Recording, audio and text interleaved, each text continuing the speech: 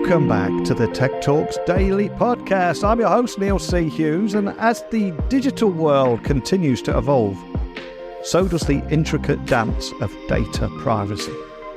With countries and continents trying to harmonise regulations, what does this mean for the ordinary user? Small to medium-sized businesses, large enterprises, big tech companies. Well, to dissect this and more, I'm joined today by an expert in this domain. His name is Alan Chapell from Chapell & Associates. And Alan's going to share insights on the challenges of data transfers, the viability of tools like Google's Privacy-Sandbox, and the potential of a comprehensive US privacy law. We got a lot to get through. So today, I'm going to ask you to buckle up and hold on tight as I beam your ears to a beautiful part of the world, Sausalito, where Alan is waiting to talk about all this and much more. So a massive warm welcome to the show. Can you tell everyone listening a little about who you are and what you do? Well, thanks so much for having me on, Neil. It's a real pleasure. So my name is Alan Chapell. I'm outside counsel and privacy advisor to a bunch of digital media companies, and I've been doing that for just about 20 years. I'm also the primary analyst of the Chapell Report, which is a monthly overview of the key issues impacting privacy and addressability for data-driven advertisers. So it focuses on the privacy rule set as well as the strategic thinking behind most of the decisions being made today. It's a huge pleasure to have you on the podcast today because every single day I try and take a different topic and maybe an area people don't associate with technology or don't think about too much and try and dig deep on that a little. With the recent treaty to enable the flow of personal data between the EU and the US, it's a big topic right now. So can you provide a little insight into the history and challenges of data transfers between these regions just to set the scene for our conversation today? And also expand on if you believe this treaty will hold up in the long term. Sure, happy to, Neil. So EU data protection law uses a whitelist approach to cross-border data transfers. So in other words, the transfer of EU personal data outside of the EU is generally considered illegal unless the transfer is to a country that has what the EU deemed as having adequate data protection laws.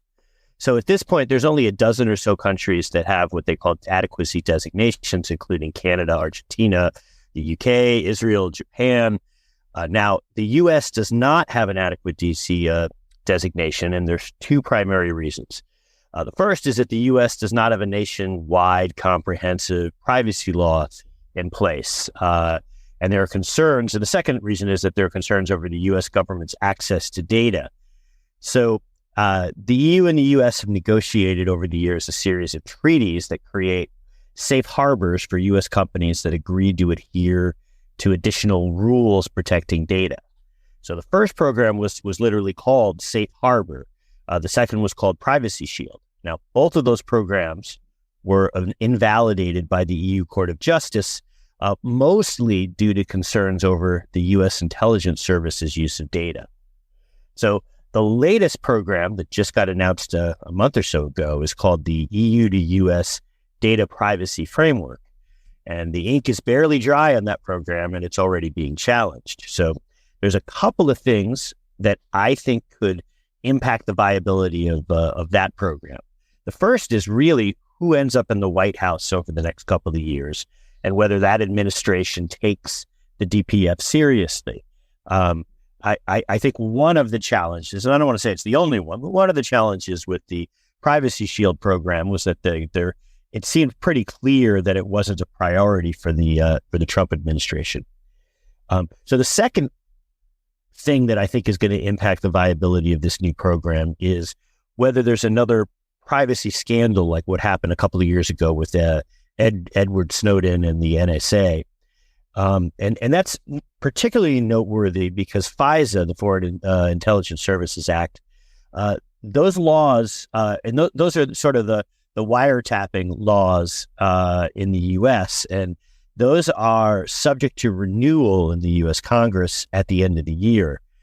And as FISA gets debated in Congress, I think there's a good chance there's going to be some dirty laundry aired about FISA that may ultimately provide some evidence for whomever decides to challenge this new DPF program. So in other words, to the extent that there are examples where the process in place under FISA was not adequately followed, or there are credible allegations that the U.S. government was taking data outside of the process or when they didn't really need it, that type of evidence, I think, is going to ultimately be used against the U.S. as this new program inevitably gets challenged. Does that make sense?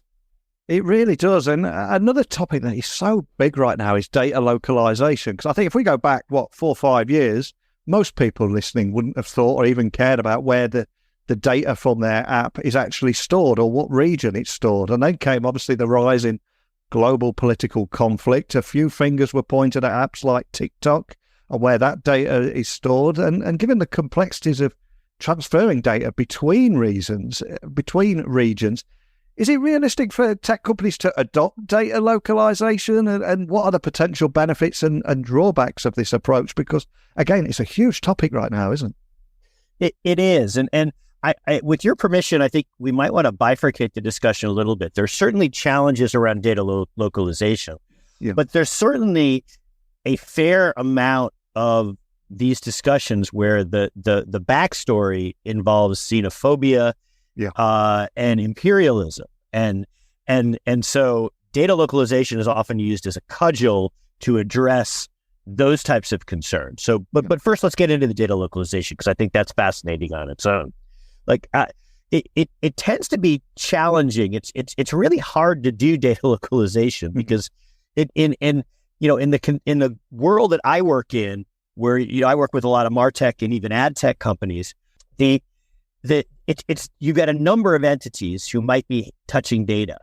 And when you have the more companies that you have touching data, the more likelihood that somebody along the chain turns out is storing their data outside in the U.S. or outside the EU or outside the place where you want to localize the data. And so it's really challenging because you could get, 9 out of 10 partners to all perfectly localize data in the EU. But if the 10th one isn't, it sort of destroys the whole destroys the whole process. The fear from the perspective of the EU is, how do we prevent U.S. companies, or it's not always the U.S., but it is mostly the U.S. How do we prevent U.S. companies from allowing the U.S. government to snoop on data from EU data subjects? Because the idea is that if, once the data comes into the U.S., outside the hands of the EU authorities, and the U.S. government can effectively do whatever it wants. So tons of challenges around this concept of data localization. It's really hard to do it perfectly. What some companies have been able to do is at least get some of their data localized in the EU. But even then, if you're a U.S. company storing data in the EU, the U.S. company is still subject to a subpoena from the U.S. government. So there's an open question about exactly what that means. I just want to turn our attention a little bit to that there's sort of an imperialistic component to some of this. Yeah. So when the U.S. folks say we don't want TikTok to be processing data, a lot of that is just fear over what the Chinese government might do. And similarly with the EU folks, it's really as much about keeping control and keeping jobs in a particular locality as it is about ensuring, perfect, data transfer process and protocols. 100% with you. And it's difficult to believe, but we are only 4 months away from 2024. And I'm curious, from what you're seeing, from what you're hearing, what are the top privacy enforcement issues that advertisers and businesses equally should be cognizant of? And how do these priorities align or even diverge from those in previous years, do you think? Well, I think that we're really starting to see the impact of multiple U.S. state privacy laws. Now, California has had a law in effect for a couple of years now, but it's pretty recent. Virginia went online at the beginning of this year. Colorado and Connecticut went online in July 1, and there's a little bit of of a snafu around enforcement of some of the newer California laws, but those were supposed to start being enforced effective July 1.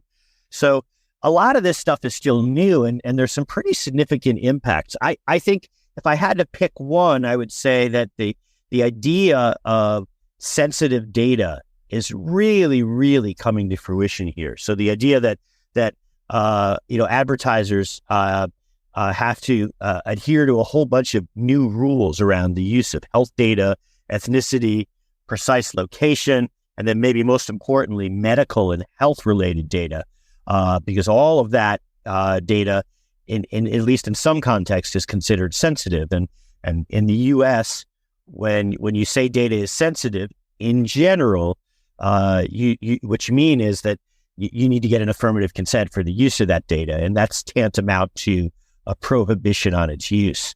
So one of the things that I think a lot of companies are really just starting to grapple with is, how do we do as effective a job as we used to do with a slightly limited data set?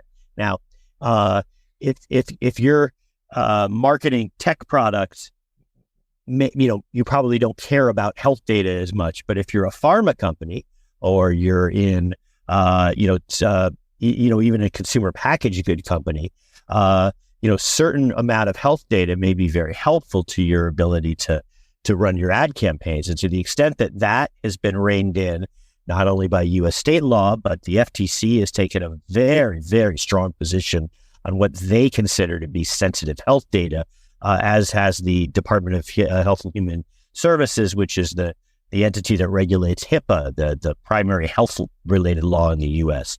So the short answer here is that you've got a number of different constituencies seeking to rein in the use of health, ethnicity, precise location, religion, those types of segments. Now, you come, I believe, from the UK, where there is a concept of special category data, where in the UK and under EU data protection law, that type of data, generally speaking, was considered super sensitive anyway, and you've never so for years and years you haven't kind of known not to touch that type of data. Well, a lot of this is very new for U.S. companies, and it's sort of required a rethink in terms of how companies use that type of data to as part of their advertising and marketing campaigns. Fantastic. And as this is a tech podcast, I also invited you on here to learn a little bit more about what the big tech companies are doing. And there has been quite a lot of talk at the moment about Google's Privacy-Sandbox and it being used as maybe a potential tool for advertisers. Is there any insights you can share into its viability? Are there any concerns or benefits for businesses looking to leverage this platform? Well, at a high level, I would say that the entirety of the Privacy-Sandbox requires those of us who are not Google to trust Google, to trust their numbers, to trust that they're running this in a way that will preference them. And given the amount of credible evidence of Google self-preferencing over the years, and other credible evidence of Google's numbers being incorrect, it's very, very difficult to trust them. But there's a couple of points I would make about the Privacy-Sandbox specifically. So, you're barely in the alpha phase of testing, and I guess the beta phase would start in January, where a small percentage of third-party cookies get depreciated. And that should facilitate testing for those who will have access to the Privacy-Sandbox APIs. Now, at a high level, I see a whole bunch of challenges. First, I think the process is moving way too quickly. Second, the number of companies that will ultimately be able to participate in the Privacy-Sandbox tools is pretty limited and far more limited than what Google would have us believe. Third, I don't think anyone other than Google believes that you can build a reliable ad business off of the Privacy-Sandbox tools. Fourth, the entire process requires that we all trust Google's numbers, as I mentioned before, and that's a real tall order given all of the credible allegations of Google self-preferencing. And fifth, the UK Competition and Markets Authority is not going to come off looking very good if they allow this to move forward at the current timelines. But With your permission, I want to go back to the timing issue because I don't think that's really received nearly enough attention. So, as I said, the process is moving really quickly. Now, anybody who has ever built any tech product knows how difficult it is to build something to work at scale. It takes time and a Herculean amount of effort and testing over a pretty long period of time. And the Privacy Sandbox is not some widget or some small undertaking. I mean, they are fundamentally altering how the open internet is going to work. And that currently involves a whole bunch of interdependencies across thousands of different companies. So it's interesting that Google is openly stating that it is 100% certain that they'll be ready to pull the plug on the open internet in Q4 of 2024. Now, this before any of the beta testing gets conducted, with no plan for a phased depreciation of cookies over time to reduce breakage. And if Google is so confident that it won't blow up the internet as we know it, or is Google just big enough to deal with the ensuing chaos? Yeah. Now, it's kind of ironic. I was part of the do not track discussions about a decade ago as part of the W3C and a whole bunch of forums where they were trying to create a do not track me standard. And it was actually the Google team that stepped in to share criticism that client-side privacy-safe ad products would not scale. It was Google saying that they've tested this thoroughly and that there was no way at scale that a client-side tool would work. And that's sort of ironic because that's exactly what they're building in the Privacy Sandbox. And so it sort of begs the question, was Google misleading folks back then, or are they misleading folks now? Yeah, and before we came on the podcast today, I was reading about the possibility of a $5 billion trial with a plaintiff saying that it's not clear that users are still tracked during incognito mode. So there's a few headaches for Google on the horizon there. Yeah, I mean, they're fighting, competition lawsuits on, I think, 3 continents right now. It seems like there's a new scandal regarding YouTube, almost every month that they've got to grapple with. They've got a lot going on, and we'll see how they address all this stuff. Yeah, and then of course, if we're talking Google, we've got to bring in Apple and the Apple versus Google on advertising debate. And while both tech giants have significant influence over the digital advertising landscape, their approaches have been perceived as being entirely different. So can you just break down the key differences and similarities in their strategies and ultimately what this means for advertising? Yeah, so just to give a little background, Apple, a number of years ago, basically reconfigured their operating system so that the pseudonymous ID that was relied upon by hundreds, if not thousands of companies, that they would subject that to an opt-in standard rather than an opt-out standard. So, and they did that. There was some notice, but there wasn't really, certainly any interaction with the marketplace. Apple just did it. They said they did it for privacy reasons, although it's certainly not a coincidence that Apple's own internal advertising platforms have grown exponentially in size ever since they implemented this program. And so here's how I would characterize the Apple versus Google in this area anyway. Apple is using privacy as a cudgel to reduce competition, and simultaneously are building their own ad platforms. Google, on the other hand, is bending over backwards to create the appearance of collaborating with the marketplace to build the better advertising experience, which at the end of the day is also going to harm competition and move ad spend to platforms controlled by Google.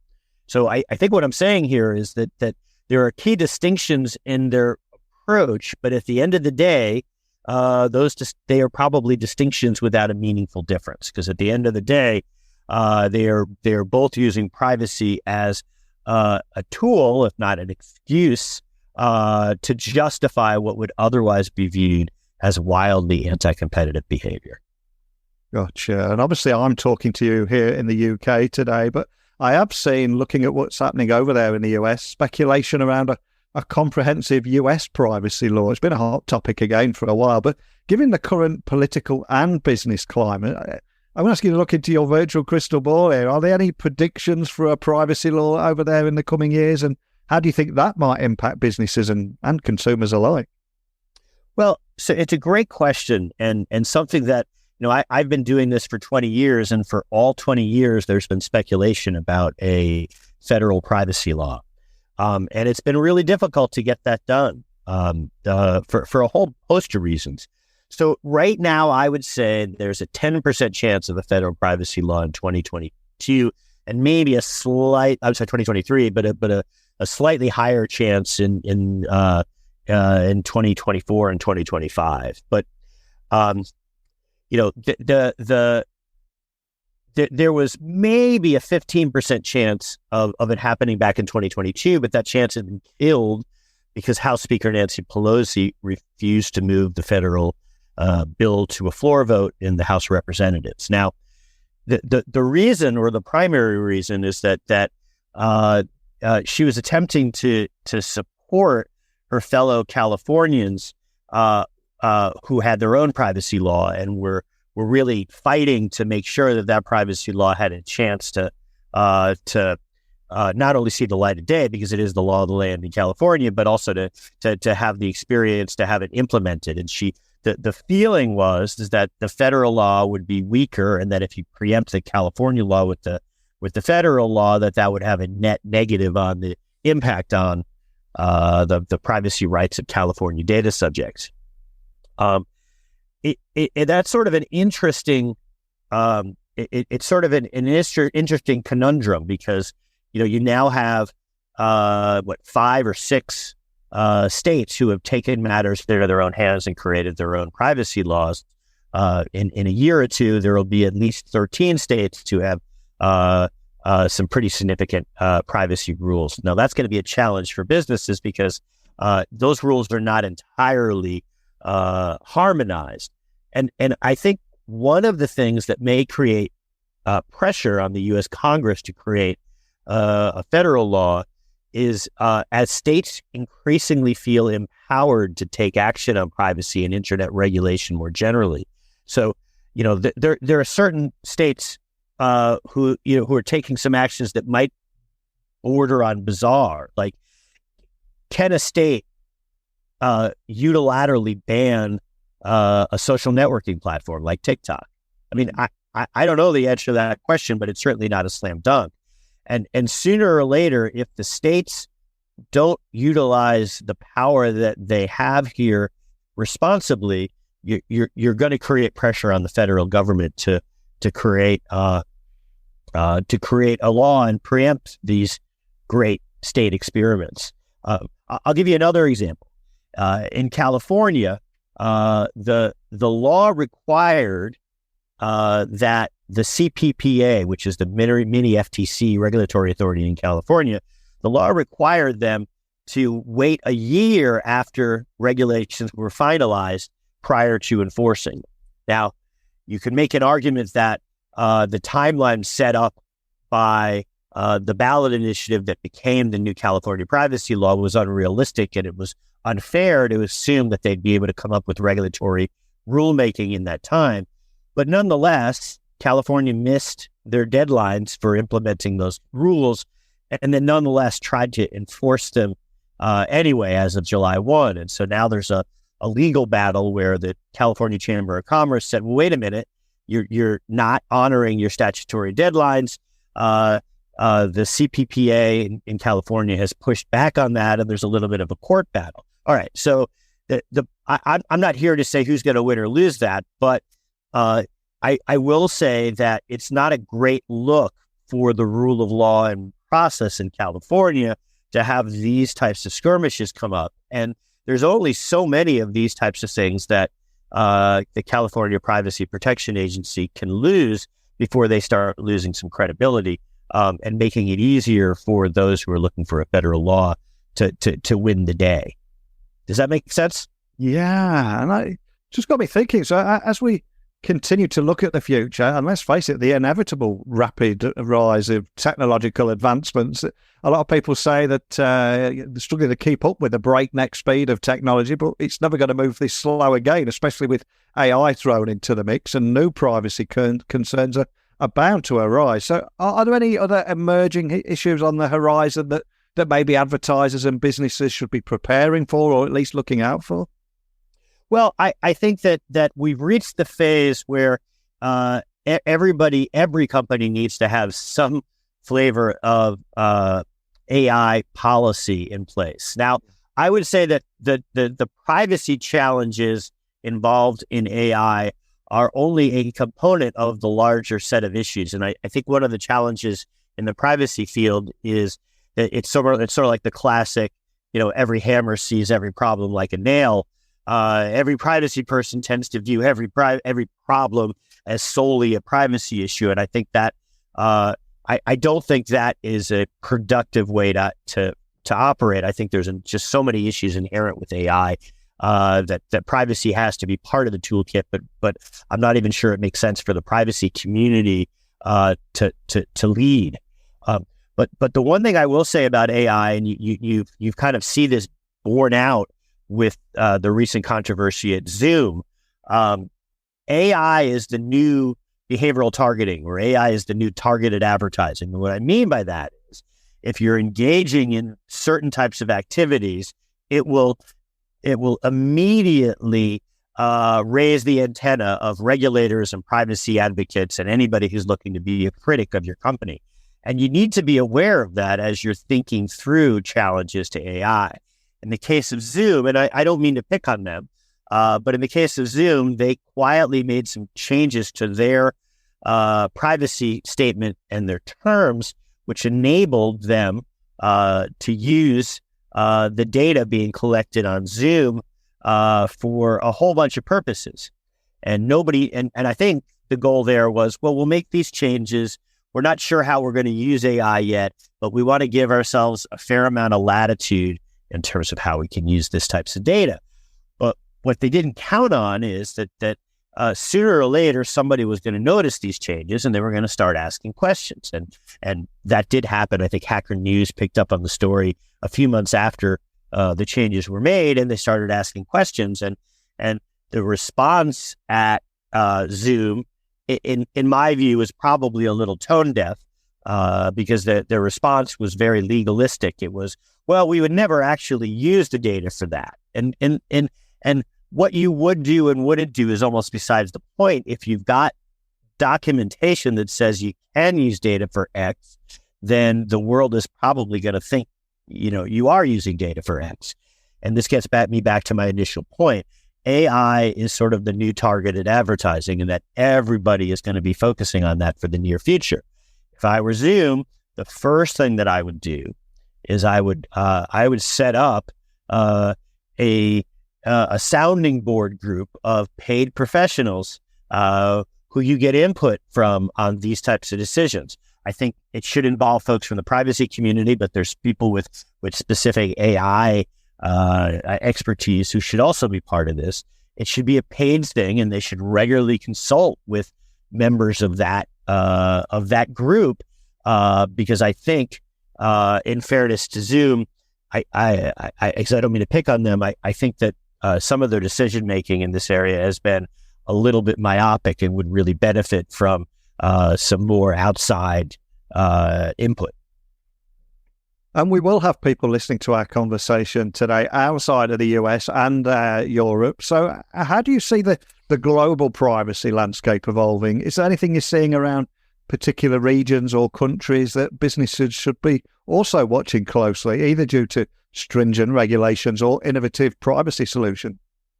Yeah, this is a great question, Neil, because it sort of brings us back full circle to your first question, which was around EU data protection law and the transfer of data outside of the EU. So I would say that the EU's influence on privacy and data protection law has been paramount, certainly since since the implementation of the GDPR, 5 to 7 years ago. And so what I'm seeing is that many, if not most countries, are borrowing pretty heavily from EU data protection law concepts. Heck, I would even say that the U.S. states are borrowing wholesale concepts and terms from EU data protection law. And so what we're seeing in most places is that there's a really broad definition of personal data, so that, and some of that is just to make sure that just about any type of data that gets processed is covered under the privacy laws of these jurisdictions. You're seeing a huge focus on data minimization, data retention, purpose limitation, uses of data. You're seeing a huge amount of focus in most places around data subject access and rights and data portability rights. You're also seeing, and I think this is not a good thing, you're seeing a focus on consent. I've often said that consent is sort of fool's gold in privacy circles. It's one of those things that sounds good, but if you're focusing too much on consent in your rule set, you're probably making a mistake, in my view, because consent leads to the question of who has the authority or the gravitas to obtain a consent, and then that creates that just means that larger entities are the only ones that are able to actually get a consent, and then you have a question about whether you have equal footing with a company the size of Google or Amazon, that the consent you're really obtaining or they are obtaining from you is really valid. But anyway, I think there's an over-focus on consent.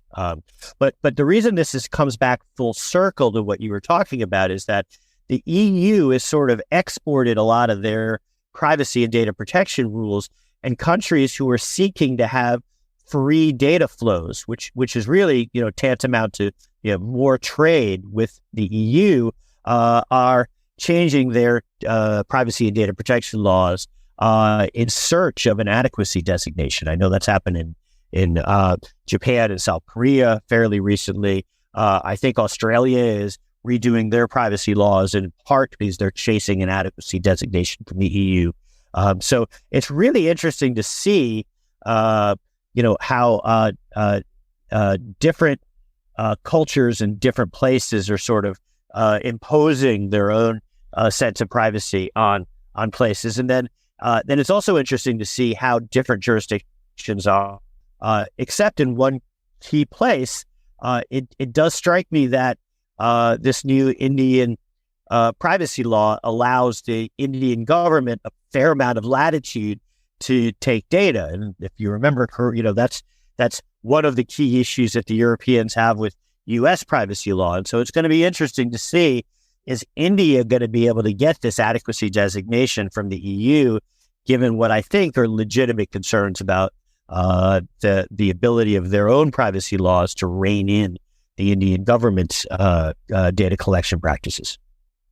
Wow, so many big takeaways for everyone listening there. A lot of food for thought. And I think that's a beautiful moment to end on. But before I do, I cannot thank you enough for sharing your invaluable insights today. But I'd love to finish with something a little bit more about you, because none of us in this life are able to achieve any degree of success without a little help along the way. So if I was to ask you to look back at your career, is there a particular person that you're grateful towards who maybe helped get you where you are today? Maybe they just saw something in you or invested a bit of time in you. Who would that person be and why? And we can give them a little shout out to them. Yeah, that's a great question, Neil. And I thought about this a lot. And I would say, rather than a single person, I'm going to point to the privacy community. So in 2003, I was a guy who had been in the digital media world for 5 or 6 years. And I'd done a little bit of work in privacy, and I just received my law degree.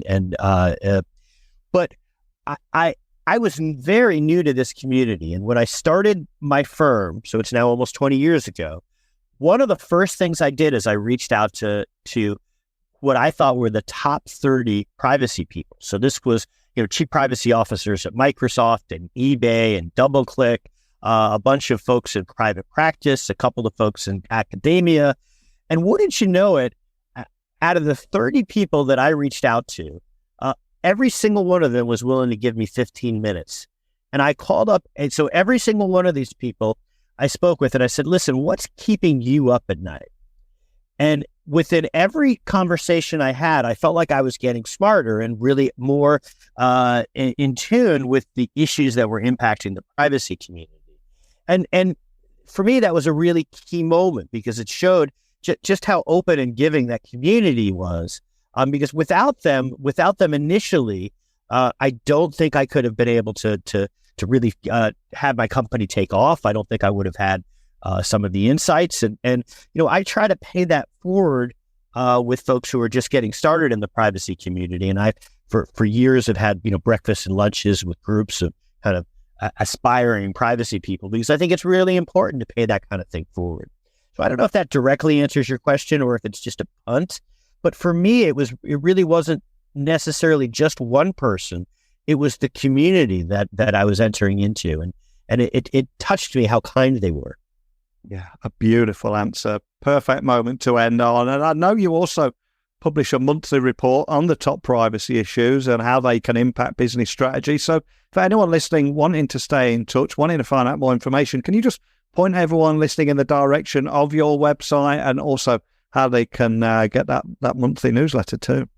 Sure. So if you visit my website, Chapell Associates, so I'm just going to spell that, Chapell, associates.com. You can find out. You can also find me on LinkedIn, which has probably as much information as my website does. I operate mostly on word of mouth, and so the website is as much a placeholder as anything else. But send me an email. I've got a free version. I'm creating a mid-tier version, and then I've got a paid version, which a lot of large legal teams really enjoy the additional POV.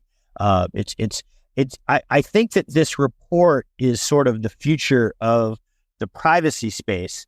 It's one of those things that I'm probably a little early, but mark my words, in 3 to 5 years from now, you are not going to be able to run a large legal team without having this type of insight, because candidly, there are just too many things going on for anybody to be able to keep track of exactly what that is. Well, we've covered so much in a short amount of time today, from data transfers versus localization, current privacy enforcement priorities that data-driven advertisers should be paying attention to, Google's privacy sandbox, and also how Apple and Google's approaches to advertising differ. But I think it was the ending there will stay with me even longer after we've recorded this, after this podcast has gone live, and that is the power of community and the work that they've done and how you're paying it forward now. Absolutely love chatting with you today, but just thank you for sharing your story today. Oh, thank you for having me, Neil. This was great. And I thought these were really interesting questions, and hopefully this was an engaging discussion. And there we have it, a deep dive in the world of data privacy with valuable insights from none other than the great Alan Chapell. From the complexities of data transfers to the tug of war between Apple and Google on advertising, I think it's evident that the landscape is ever evolving, and it's going to continue to be that way. And as tech enthusiasts or consumers, it's crucial for us all to stay informed and navigate this space responsibly. So a big, massive thank you to Alan for sharing his expertise. Remember, stay tuned for more enlightening conversations like this right here on Tech Talks Daily. And if you've got any questions, suggestions for future topics, anything at all, drop me a line. techblogwriter@outlook.com, Twitter, LinkedIn, Instagram, just @Neil C. Hughes. But that's it for today. So thank you for listening as always. And until next time, don't be a stranger.